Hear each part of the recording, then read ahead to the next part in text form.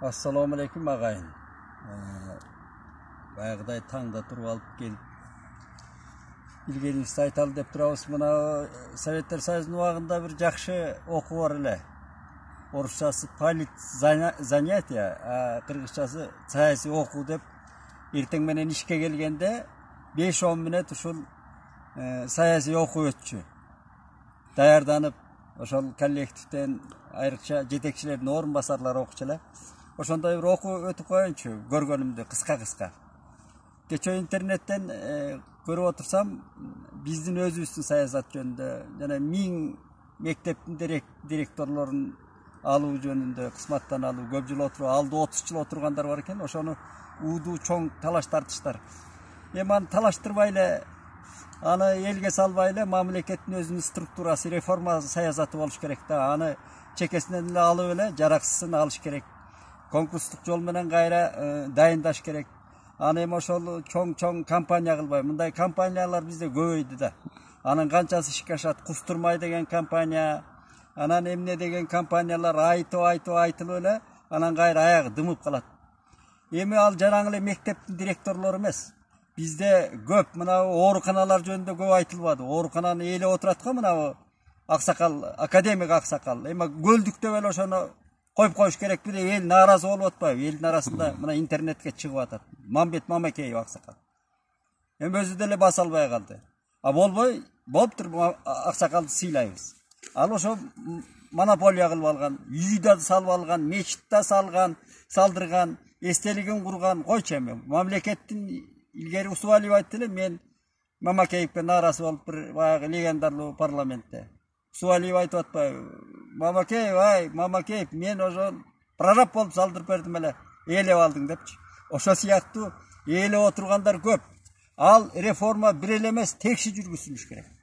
Ошол жогорку окуу жайлар, университеттен баштап, биздин улуттук университеттен ээлеп канчадан бери отурган ректорлор бар.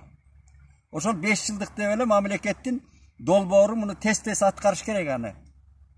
Мына өткөндө президент жанагы экономикалык форумбу жыйналыш өткөрүп атпайбы? Ошондо айтып атат, мына 2 жыл бүттү эми, саясат менен алып буруша бербей ишке өтөлү дейт.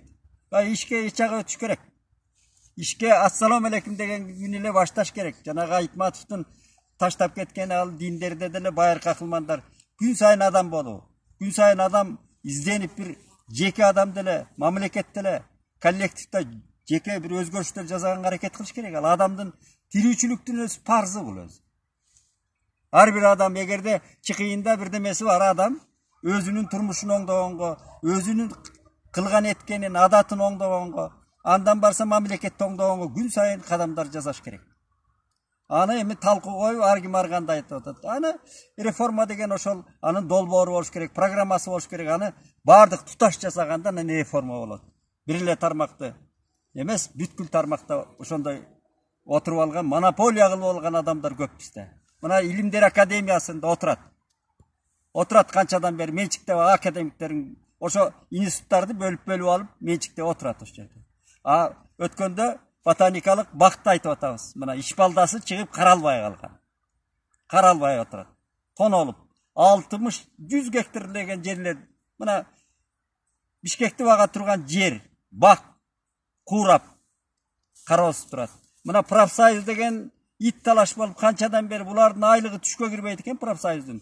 Булар менчиктештирип алган бир тармакты. Реформа деген туташ болуш керек. Аны компания кылып бир чекесинен баштабай, ал өмүр деген өтүп атат. Заман зыпылдап кетип атат. 21-кылым кандай өзгөрүштөр кетип атат ал эл. Илгери тамаша иретинде айтайын, мына Хрущевдун убагында, Советтер Союзунун убагында Американы кууп жетебиз деген чоң лозунг урандан алдында иштеткен Хрущев. Теге оондун барып теге трибунасын ботинкасы менен койгулган жинди Хрущев. Анан анда биздин бир атбашалык Исенагыл деген аксакал ошондо жыйналышта, бүпүлдөп аткан жыйналышта кол көтөрүп айтат дейт. Айланайындар, менде бир суроо бар. Американы кууп жетебиз деп атасыңар, Америкаңар биз куугуча туруп береби же алды арылап жылабы деп. Коом алдыга кетип атпайбы? Биз болсо улам бир чекесинен реформа деп жайбаракат жүрөбүз. Реформаны тез жасаш керек эле. Эми бул жаңы күйгөндөн айткан сөз. Эми кечөөдө бир интернеттен бир кызык, мынау Кытайдын жетекчиси. Azır bizdin til menen aytalı padişahı. Hem Kıtay'dın atlarına da til gelişi kıyın. Oşo kişi geldi dağı mına bu bizdin Kıtaylık bordoşlarımız azganakta el özü. 200 mingdin tegereğinde. Uşuğa gelip Manas yönünde el menen oşo Manasçılardın ırını uğup oşolar menen süйлöşüp maskasını takıp alıp. Oşol ulu Kıtay'dın 1,5 milyar Kıtay bugün dünyanı dünküldötüp atat. Dünyanın janağı NATO'nun Kıtay Amerika'nın Jaşurun kısmatından öde Kıtay'dın ekspansiyasından korkup bildirүү jasap atışat. Oşol Kıtay'dın jetekçisi jönököy gelip durup bizdin azganaktay Kırgızlar menen Manas Kıtay oşol Kırgızdardın anan jalpı Kıtay mamleketinin sıymığı. Biz anı dağı jayıltıp, dağı okutuşumuz gerek, sırlarını үйrөнüşümüz gerek deydi. Mına erteң menen mına жерге gelsem, bir mına Sikori dep koyat eken orusçası. Bizim bir güldü, dargılan dep bir aksakal жүрüптür, aksılık. Emi süйлössө, dindin barını okugan özünçe filosof. Ana maga aytып atat, menden 10 jaş ulu eken. Manasты ayta bергенде эмне, Manas men bir jerde dagы фактысын көргөн жокмун, тарыхта жок нерсе деп. Мына Kırgızdın mına önte otursak biz kantı önügöbüz. Kayaka barabız. Tamırımızdan ajırap baratabız. Aldıga jılayın desen janagıday jay barakat reformanın çekesinden başlayıbız da oturabız da. Kıtay kılkıldayan Kıtay. Emneni жазап atat. Gelip Manasты tanıp atat. Manasты dagı önüktüröbüz dep ojol Kırgızlarga gelip jыйын ötkörüp ketti. Mına Kıtay'dın жазап atkanı.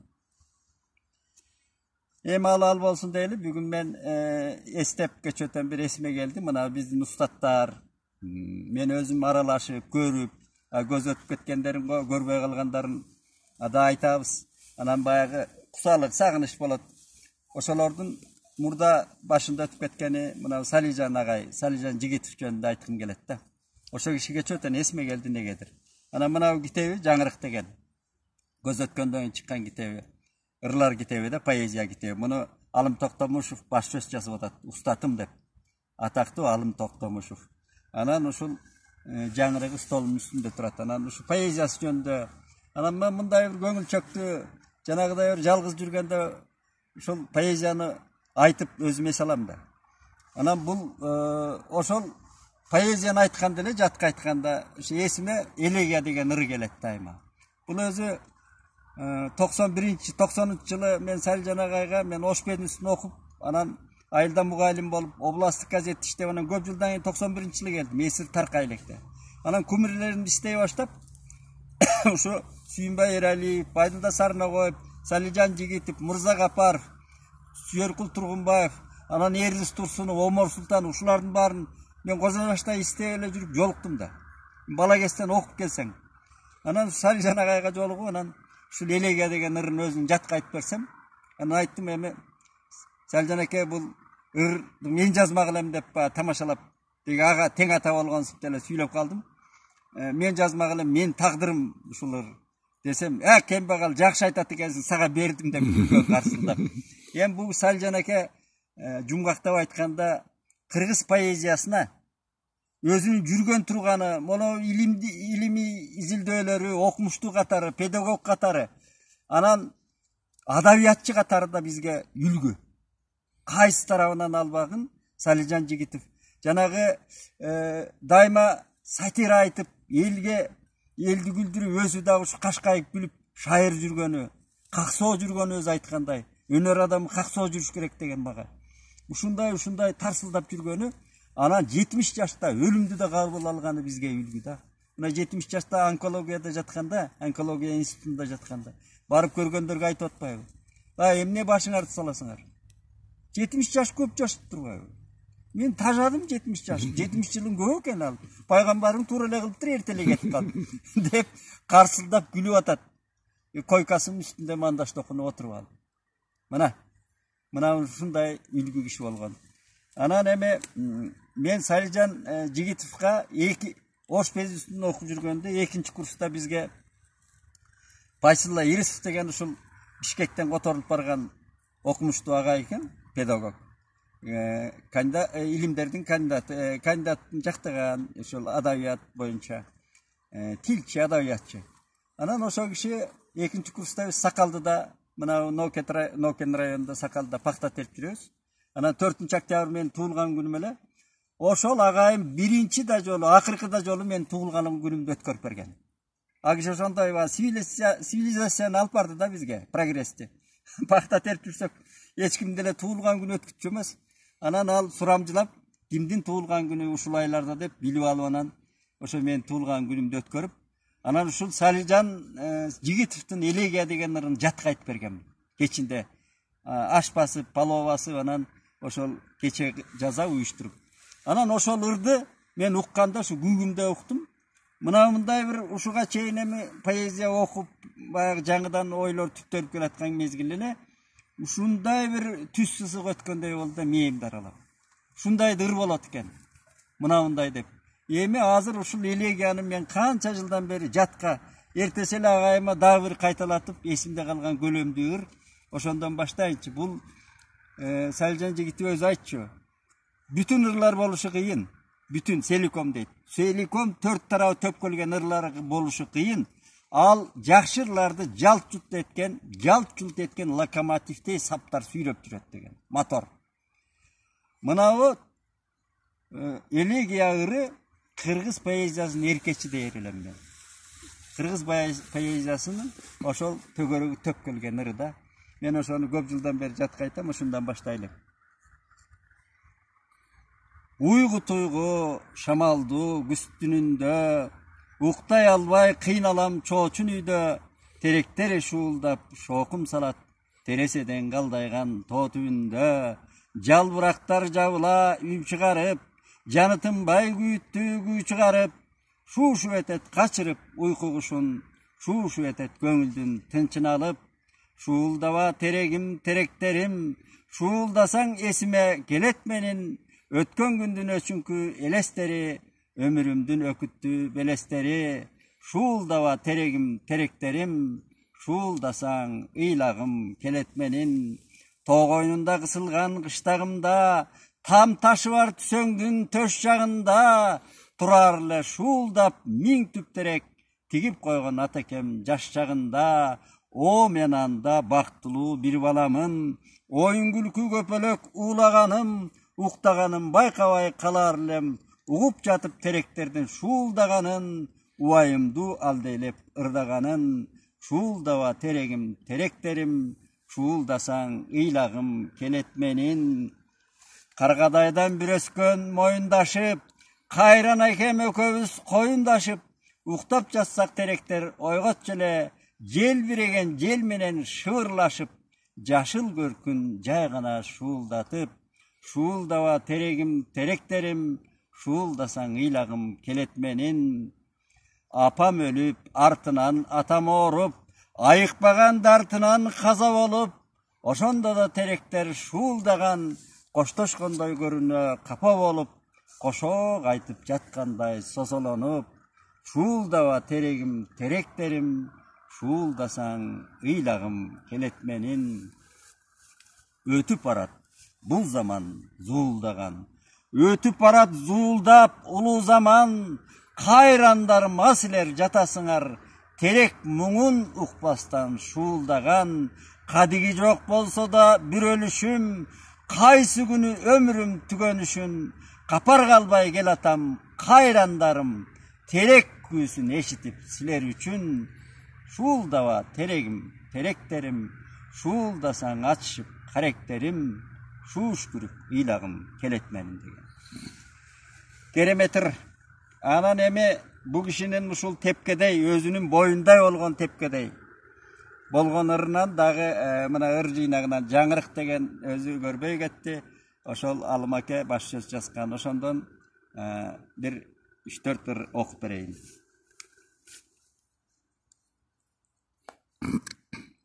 59 жылы жазып атат. 1959. Соңку бир түн. Баары бүттү, сөз түгөндү. Соңку рет бир сүйдүм да ээриниңдин даамы жок. Чыгып кеттим, билбейм табан кандыбы. Жез жастыкка өксүдүмгү өпкүлөп. Жаткан экен таш көчөлөр аңгырап. Шаар чөгүп мунарка көгүлтүр. Ошол түнү сүй менден күбүлдү. Oşol tünü gülün töktü örüktör deydi. Bu kişi özü eneden erte kalgan, atadan erte kalgan kişi.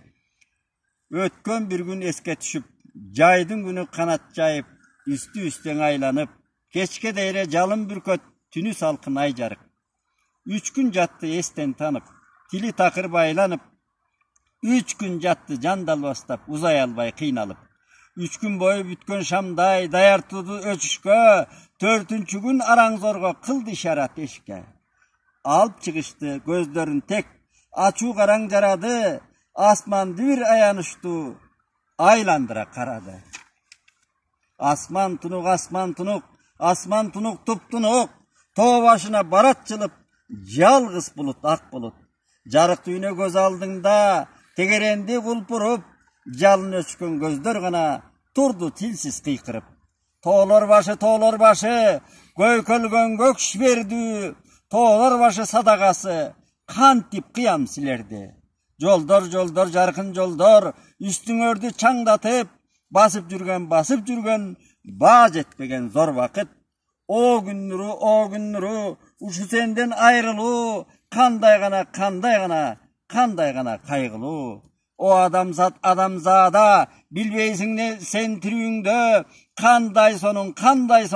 kanday sonun bu dünya. Ay ertesi kayran apam, kaldı jerdin tüyünde deydi. Bu kişi süy jönde jatsa da keltiret. Tünde menen tüşüme girdin, göynök giyip jürüpsün gövüşkülgün, el göveken janыңda meni görüp, betiңden gül açıldı jaynap güldüң, tünde menen tüşüme girdin, güldüңdagi kayradan kabak tüydüң, emi menin tapkanım başka dedin, geçiktin dep tarınıp öpkülödüң, men işenbey gözüňe karap güldüm, tünde menen tüşüme girdin. Bu tuş özü men üçün kokus emes, senin göңülüň birdeme tuysa gerek, jüregimdin çerinde uktap jatkan mahabatım oygonup tursa gerek, karaldında basılgan sezimlerge gelse gerek jazayı nur sevelep. Jolukkanda adamlar gülüp saga, merin tөгüp suyurmat kılışsa da, töbesine kötörüp can jostoruň erkeletip pepelep turuşsa da, bari bir sen jetimsin bu dünyada, bari bir sen jalgızsın bu dünyada. Eger seni tüşünde kunde görçü, yer üstünden bir kişi tavılbasa, eger seni alıstan iç eljirep, kusalanıp sargayıp sagınbasa, bari bir sen jetimsin, bari bir sen jalgızsın deyip. Kılaktap göynök giyip göbüş gülgün, tünde menin tüşüme girdin. Şunda ergip keteli. Men şu Saljan ekelerdi okup anan özüň da ır жазgın kelet de, oşondan bir iki işin gele aytaýynçy, özüm ır tokup koygan ırlarımdan. Sen jol izdep men adaşıp jürgende, tagdyr bizge ösü salıp köprü, tavuşkanbız tabiattın koynunda, al jeriyik çoң taş degen jerele. İyulaydın biri bolçu jaykalgan, bulagırdap çöptör başı çaypalgan, taptım bu dep ulam karayım gözüңdü, sen de meni jaktırgaның baykalgan. Oşol günden göңülüm çayıttay açıldı, uvay sana ört öçkönдөй basıldı, jıldaranan berişteler jetelep, bizge koşkon saykal degen asıldı dep. Ököbüstü tavuştırıp, uwak turu ayırgan, jaratkanga tazim etip, 1000 mertebe jalınam. Asıl süyü azabında, rakatın sezgin dep, ortabısta akiyandar, planetler melmildeyt. O jarıgım kıyalımsın, ümitümsün çakırgan, sen bar üçün men türümün, jogolup da tabılgan. Dep tokumuş boldum ele, emi söz ayagında dagı Saljan ekenin mınabınday bir mıhtırı var bizge kompas bola turgan. Tutkun deyt. Bul emi mına ruhtun tutkunun aytıp atat da. Tirүү жүрüş, tirүүлöy ömür sürüş. Bir kıyın iş oňbaganday, tүйşügü güç, güýütü köp. A birok tirүүлükden şirin kımbat, bek abzel eşteme jok. Bu düýne mehnetli bir planeta, jirgalından kuralı köp, sodasынан kogası köp. Katal münöt kolu saraň, adamga arzan oňoy, карматпай ырыскысын, тарттырат тарткылыктар, урдурат жанды жанга. А бирок бу дүйнөдөн сонун бейпил берешен эчтеке жок. Мына мен гедеңдеген кайыл болуп катаалына, түтүп түркүн түйшүгүнө, куунап сейрек кубанычына, учагында дүйнөнүн куулжуган узак убакыт өлбөй түрүү кыбырап жүргүм келет. А бирок айлаганча, заман бир дайра болсо түгөнбөгөн, калкын бир арча болсо картайбаган, мен бир байкуш байчечекмин, өмүрүм бар байчечек өмүрүндөй. Мен ошол өмүрүмдүн туткунумун. Адамзат бир алыптарак бутак шактуу, 6 миллиард жалбырактуу, баранын балпайган чоң бутактары, бариктери чаап барган 100 миллион санынан миллиардка менин элим бир чырпык чыпалактай, 2 миллион жалбырактуу же 4 миллион жалбырактуу көрүнбөйт далдасынан барикебай буурасан бутактардын. Дүйнө калкы кыжылдайт канча тилде, айтышат 3000 тил бар, бирок көбү биттей тилдер, киттей тилдер кош колдун манжасындай азап тартат адамзат тил көбүнөн. Андан бетер мен кыйналам, өмүрүмдүн өзөгүн өрттөп чыккан өкүнүчүм бар, муңзарым бар, ыйманыман сыгылып сызып чыккан сырларым бар, ойлорум бар, жан дилимин жалынын жарып чыккан жарыбаган кубанычым бар. Анын баарын айдыңды ыр тилинде жаңырыктуу шаң менен шаңгыратып адамзатка жар салып айткым келет. А бирок айта келсем, эле тилим жолум торойт, каргашасын катар коюп. Чымылдыктай чыккан үнүм тар тамында тилинин өз элимин жаңырыктай чабылып дубалдарга, мен ошол өз тилимин туткунумун дейт. Мына кыргыз деп мактанабыз, а кыргыз дүйнөнүн тилдеринин алдында эмне деген акыбалда экенин айтып берет. Эми бул жерде чоң сарказм. Ошол генедей тилибизди да биз жоготуп баратабыз да. Мына генедей трагедия. Мына тилди жоготуп баратабыз. Тил сүйлөнбөй баратат. Дагы акшайлы, ана Манасты окуп алсаң каяктан тил болот? Айтматовду окуп алсаң, Түгөлбай Сыдыкбековду, Касымбековду окуп алсаң каяктан тил болот? Окулбай калбадыбы? Мына ошол трагедия. Бирок эми баягы жашоодон үмүт үзбөйлү, үмүтсүз шайтан деген.